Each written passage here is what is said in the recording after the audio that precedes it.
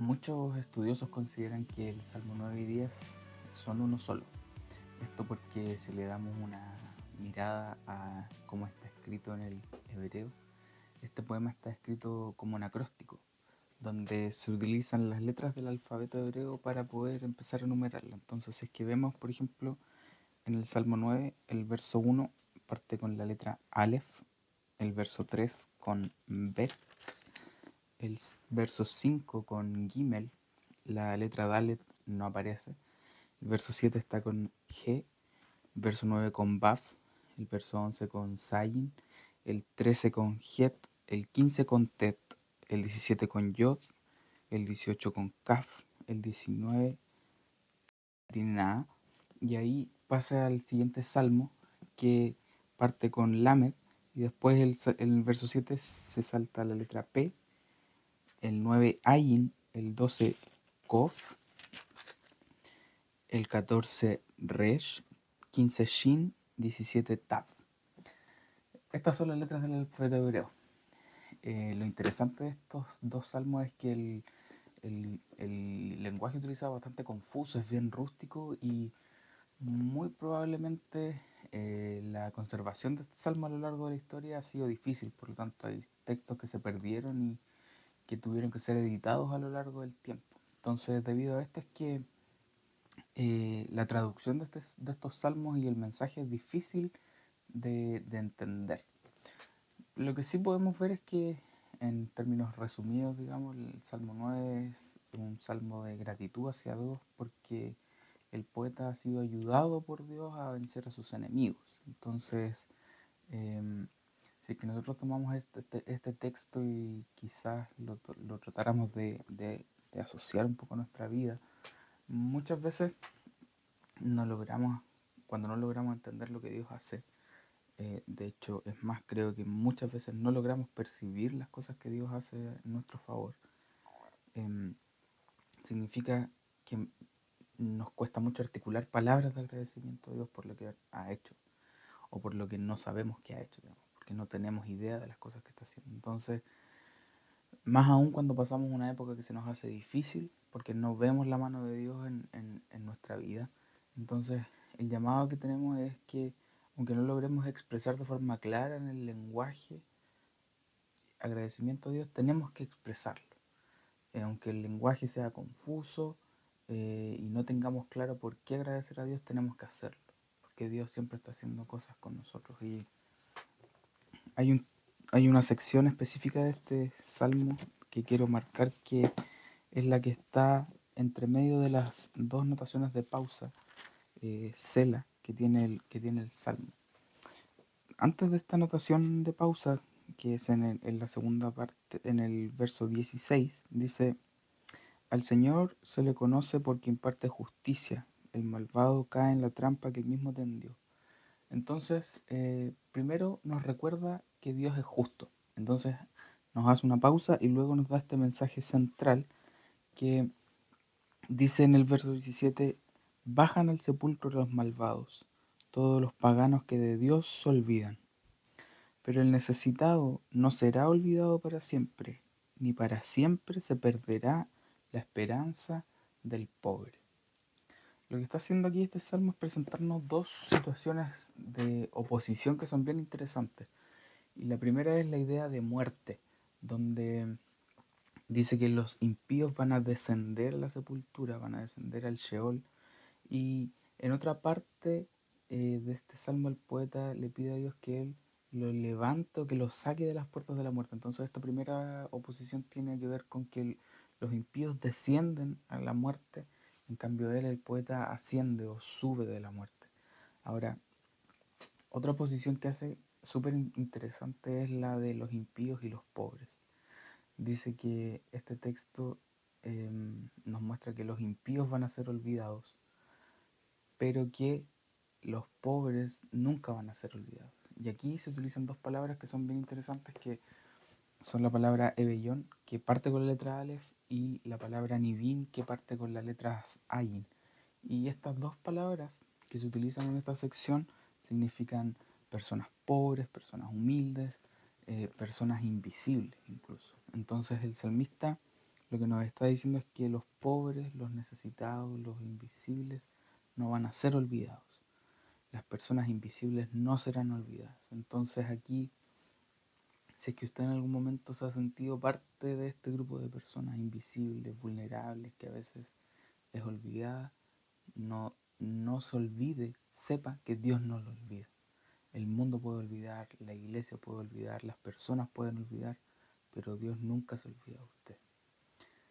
Entonces, para seguir avanzando en la relación de estos dos salmos, es importante notar, y es súper interesante notar, el cambio de humor que hay entre el Salmo 9 y el Salmo 10. El Salmo 9 expresa una especie de confianza irrestricta en Dios, pero al momento en que pasa el Salmo 10 hay un cambio de tono, como que pasamos a un tono más negativo.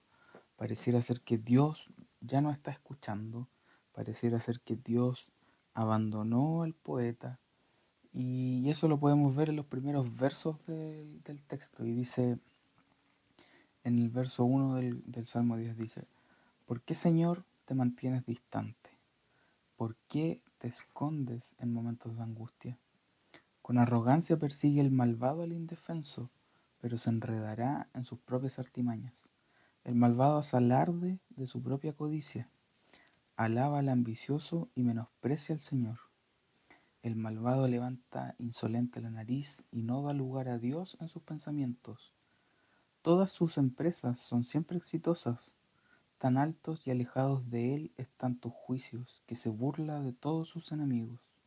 Y se dice a sí mismo, nada me hará caer, siempre seré feliz, nunca tendré problemas. Llena está su boca de maldiciones, de mentiras y amenazas. Bajo su lengua esconde maldad y violencia. Se pone al acecho en las aldeas, se esconde en espera de sus víctimas y asesina a mansalva al inocente. Cual león en su guarida se agazapa, listo para atrapar al indefenso, le cae encima y lo arrastra en su red. Bajo el peso de su poder, sus víctimas caen por tierra. Se dice a sí mismo, Dios se ha olvidado, se cubre el rostro, nunca ve nada. En esta sección del Salmo pareciera ser que el poeta está como indignado, porque parece que Dios, a pesar de que se acordó de él en el capítulo anterior, parece que en esta nueva parte como que se olvidó, porque el impío sigue actuando de la misma forma. Y en esta parte del Salmo 10 el poeta nos explica claramente que los malos, los malvados, los impíos, los perversos son aquellos que persiguen a los pobres, que persiguen a los necesitados, que oprimen a las personas vulnerables e invisibles. Estas eran unas personas que necesitaban de la preocupación del pueblo de Israel. Entonces pareciera ser que eh, estas personas podían hacer lo que ellos querían en esta época. Y pucha que ahora puede ser que nosotros sentimos lo mismo. Vemos que a veces la justicia de Dios demora, que no llega. Y esta es una parte muy difícil de la dinámica de la vida cristiana. El salmista nos recuerda así que esta opresión, esta violencia contra el pobre, esta violencia contra el necesitado, esta violencia contra los vulnerables va a seguir pasando, y muchas veces va a ser algo que va a ser continuo en el tiempo. Pero también a partir del verso 12 el salmista nos da otra lección donde dice, levántate, Señor, levanta, oh Dios, tu brazo, no te olvides de los indefensos. ¿Por qué te ha de menospreciar el malvado? ¿Por qué ha de pensar que no lo llamarás a cuentas? Pero tú ves la opresión y la violencia, las tomas en cuenta y te harás cargo de ellas. Las víctimas confían en ti, tú eres la ayuda de los huérfanos. Y aquí el salmista lo que está haciendo es un pedido apasionado, es un pedido que es cargado de emoción por justicia, diciendo, Señor, mira, toda esta presión, toda esta violencia, tómala en tus manos y resuelve la situación. Básicamente el salmista aquí nos recuerda que tenemos que hacer este pedido apasionado, cargado de emoción por justicia.